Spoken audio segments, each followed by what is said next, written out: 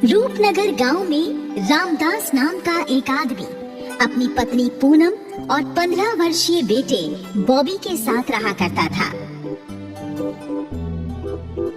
कुछ साल पहले एक सड़क हादसे में रामदास की एक टांग कट गई थी, इसलिए रामदास एक पैर से विकलांग हो गया था और अब वो बैसाखी के सहारे चलता था।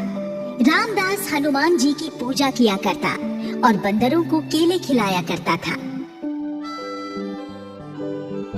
ये उसका रोज का नियम था। जब कभी रामदास का बेटा बॉबी रामदास से कहता, पिताजी, आप हर रोज बंदरों को केले क्यों खिलाते हैं? बंदरों पर पैसे खर्च करके आपको क्या लाभ होता है? बेटा, ये बंदर हनुमान जी के सैनिक हैं और मैं बजरंगबली का भक्त हूँ। मैं इनकी सेवा करूँगा, तभी तो बजरंगबली भी मुझसे प्रसन्न होंगे। अच्छा, तो ये बात है। तो फिर ठीक है, मैं भी कल से बजरंगबली के इन सैनिकों की सेवा किया करूँगा। गांव के बाहर वाले मेन रोड के किनारे पर रामदास की 1 बीघा पुश्तैनी जमीन थी, जिस पर रामदास ने एक छोटा सा ढाबा खोला हुआ था। रामदास अपने बेटे के साथ मिलकर इस ढाबे को चलाता था। रामदास ने अपने ढाबे का नाम भी हनुमान ढाबा रखा हुआ था और हनुमान जी की कृपा से ये ढाबा हर समय ग्राहकों से भरा रहता था। रामदास बड़ा दयालु स्वभाव वाला आदमी था। वो गरीब और भूखे भिखारियों को मुफ्त में खाना खिला दिया करता था। बाबूजी, हम दोनों ने कल रात से कुछ भी नहीं खाया है। हम बहुत भूखे हैं। हाँ, हमारे पास पैसे भी नहीं है। क्या आप हमें उधार खाना खिला दोगे? हम 1-2 दिन में आपके पैसे चुका देंगे।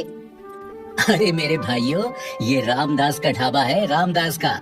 मेरे ढाबे से कोई भी भूखा बिना खाना खाए नहीं लौटता। तुम्हें खाने के पैसे देने की कोई जरूरत नहीं है। तुम दोनों मुफ्त में ही मेरे ढाबे पर भरपेट खाना खा लो। दोनों गरीब आदमी टेबल पर बैठ जाते हैं। बॉबी उन्हें खाना परोस देता है और दोनों भरपेट खाना खाकर चले जाते हैं। इसी दिनचर्या के साथ रामदास का जीवन आराम से गुजर रहा था। गांव का एक चौधरी हुक्म सिंह बड़ा ही दुष्ट और भूमाफिया था। वो निर्बल गरीब लोगों की जमीन, मकान और प्लॉट पर जबरन कब्जा करके उन्हें बेच दिया करता था। रामदास के ढाबे पर भी चौधरी की नजर थी। एक दिन वो एक शहरी आदमी से रामदास के ढाबे वाली जमीन का भी सौदा कर लेता है। चौधरी साहब, आप रामदास की जमीन मुझे दिलवा दीजिए। मैं उस जमीन पर बड़ा सा रेस्टोरेंट बनाऊंगा और उस जमीन के लिए मैं आपको पूरे 10 लाख रुपए दे दूंगा। अरे तन्ने न पता, चौधरी हुक्म सिंह पैसों के लिए कुछ भी कर सके है। तुम तो बस 10 लाख रुपए तैयार रखो। 1 हफ्ते के भीतर भीतर वो लंगड़ा रामदास इस ढाबे वाली जमीन को थारे नाम लिख देगा। तो फिर ठीक है चौधरी साहब, अब मैं 1 हफ्ते के बाद ही रुपए लेकर आऊंगा आपके पास, और वो भी पूरे 10 लाख। शहरी आदमी वहाँ से चला जाता है। फिर रात हो जाती है। रामदास अपने घर में अपनी पत्नी और बेटे के साथ खाना खा रहा होता है तो रामदास कहता है, सुनो पूनम, बहुत दिनों से ना मेरी इच्छा है कि मैं हनुमान जी के मंदिर में भक्तों के लिए ठंडे पानी की मशीन लगवा दूं। तुम्हारा क्या ख्याल है, कैसा रहेगा? हाँ जी, ठीक रहेगा। प्यासों की प्यास बुझाना तो बड़े पुण्य का काम है। पिताजी, आप सोच विचार मत कीजिए, अपनी इस इच्छा को अवश्य पूरी कीजिए। तो फिर ठीक है बेटा, तुम 1-2 दिन में ना शहर चले जाना और एक अच्छी सी मशीन लाकर मंदिर में फिट करा देना। उसके बाद तीनों लोग खाना खाकर सोने चले जाते हैं। फिर सुबह हो जाती है। रामदास और बॉबी तैयार होकर अपने ढाबे पर जाने ही वाले होते हैं कि तभी वहाँ चौधरी हुक्म सिंह अपने 2 चेलों के साथ आ जाता है और कहता है, अरे भाई रामदास, तूने काफी दिन अपना ढाबा चलाकर नोट कमा लिए। अब तू ऐसा कर, अपनी ढाबे वाली जमीन मुझे बेच दे। मैं वहाँ बढ़िया सा रेस्टोरेंट बनाऊंगा। चौधरी साहब, कैसी बातें कर रहे हैं आप? वो तो मेरी पुश्तैनी जमीन है। उस जमीन पर बने मेरे ढाबे से मेरे परिवार का पेट पलता है। रे देख रामदास, मैं तुझे उस जमीन के 50,000 रुपए दूंगा। या तो तू 50,000 लेकर जमीन मुझे दे दे, ना तो मैं तेरी जमीन पे कब्जा कर लूंगा। चौधरी अंकल, वो 1 बीघा जमीन 10 लाख से ऊपर की है और तुम उसे 50,000 में हड़पना चाहते हो। ये तो सरासर अत्याचार है। अरे छोरे, इस मामले में तू अपना दिमाग न चलावे। चौधरी हुक्म सिंह जिसकी भी चाहे जमीन हड़प लेवे है और पुलिस भी मारा कुछ न कर पावे है। हाँ, अब केवल 2 दिन का टाइम है थारे पास। या तो 50,000 मेरे से ले ले, नहीं तो 2 दिन बाद मैं आऊंगा और ढाबे पे कब्जा कर लूंगा। है, चलो रे। चौधरी अपने चेलों को लेकर वहाँ से चला जाता है। चौधरी की धमकी से रामदास को गहरी चिंता हो जाती है।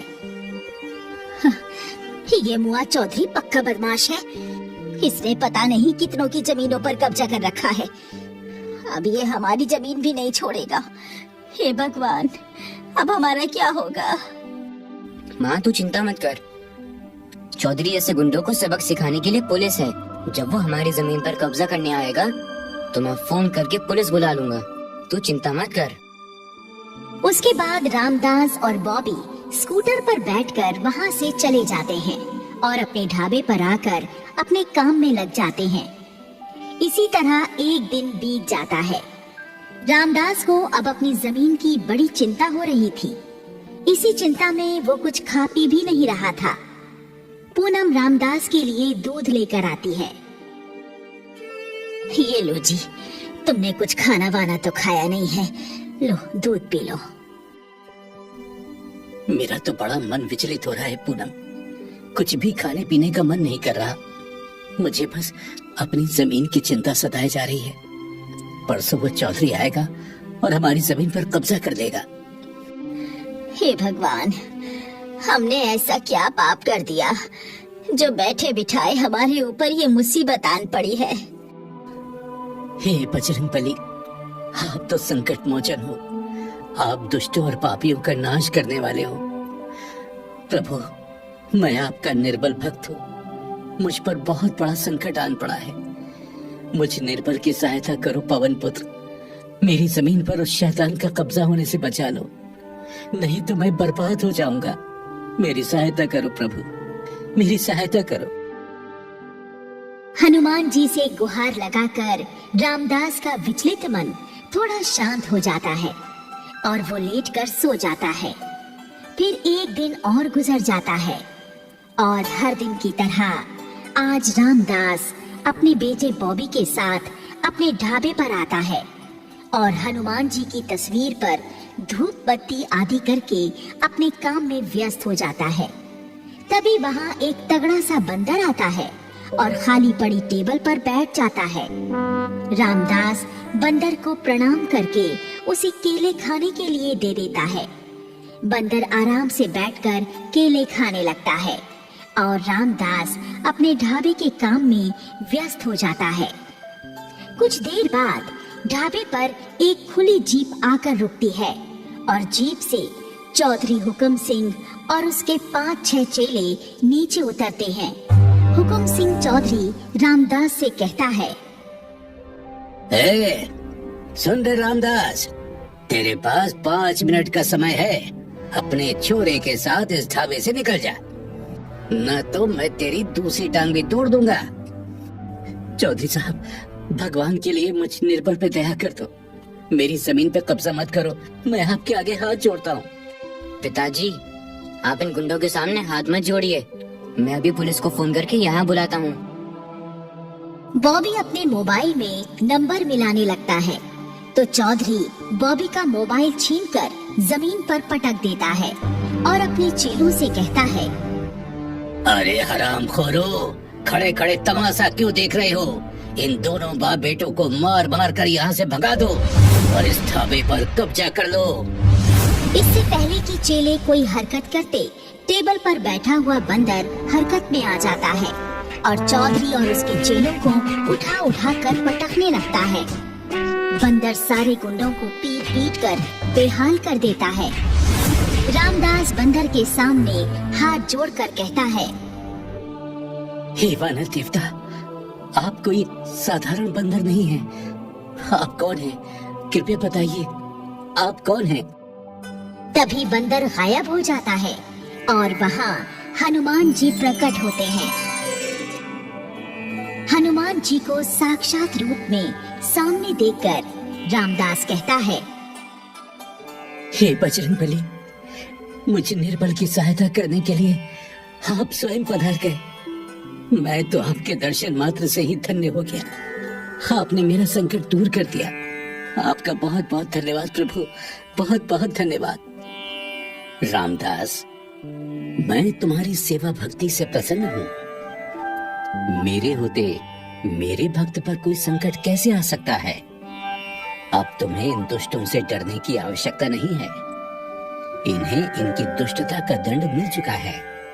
अब ये तुम्हें कुछ नहीं कहेंगे। तुम निश्चिंत होकर अपना व्यापार करो। मेरा आशीर्वाद सदैव तुम्हारे साथ रहेगा। आशीर्वाद देकर हनुमान जी अंतर्ध्यान हो जाते हैं। रामदास चौधरी से कहता है, क्यों चौधरी साहब, आप अब भी मेरी जमीन पर कब्जा करोगे क्या? चौधरी और उसके चेले रामदास के पैरों में गिर जाते हैं। चौधरी कहता है, अरे मार डाला। नहीं नहीं रामदास भैया, मुझे पता नहीं था कि आपके ऊपर बजरंगबली की कृपा है। नहीं तो मैं ये भूल कभी नहीं करता। और अब मैं वादा करता हूँ, आज के बाद कभी किसी निर्बल को नहीं सताऊंगा। इस आश्चर्यजनक घटना के बाद चौधरी ने फिर कभी किसी गरीब या निर्बल को नहीं सताया। रामदास पहले की तरह आज भी अपना ढाबा चला रहा है और हनुमान जी की वानर सेना को केले खिलाकर पुण्य कमा रहा है।